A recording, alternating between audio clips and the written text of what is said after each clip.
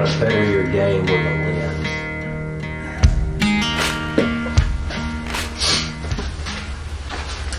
Alright, so quick video for you guys.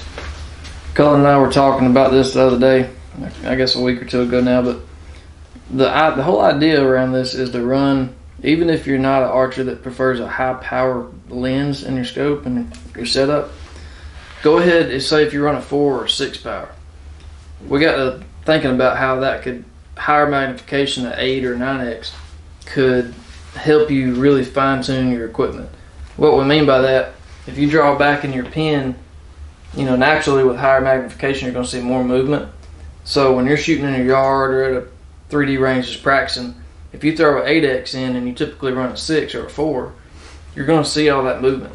And if you need to take an ounce off the front, see how your pen's reacting to that, or add an ounce to the front, you can really fine tune your weights on your stabilizer.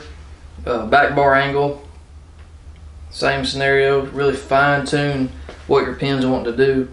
You can adjust your holding weight, help keeping that bow up, get rid of some dip bangs. And then once you get that pen setting really good with an 8x, step it back down to a 6 or a 4, and it literally looks, or especially a hunting bow with no lens, and it looks like your pen's just sitting like a rock. So that's something we kind of use as a tool to really micro tune our equipment.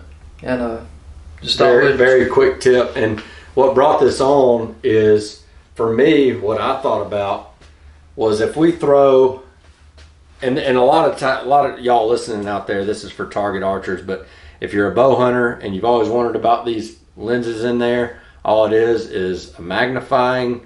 How would you explain that? Just you look through this peep, you got a clarifier, and then this right here magnifies it. So they come in what, 2x's, 4x's, 6x's, 8x's, and I think they go up to 10.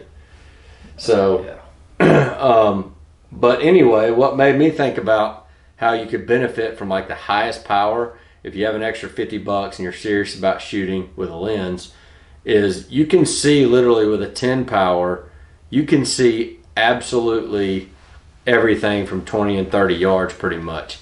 So my brain started thinking about the benefits of that. And if you can remember, if you can get in the habit of remembering exactly where your pen broke or your pen was when the shot broke, it gives you an advantage to really fine tune and have that arrow hitting behind your pen. I'm not talking about hitting this at 20. I'm talking about hitting my pinky nail at 20, because you can see exactly where the shot broke. And if the arrow is an inch to the right, you remember it and you go, oh, okay, so it's off an inch to the right. It's just an easier, clearer way to see exactly where your pin is and where your arrow ends up. So that's about it. I run a blue light.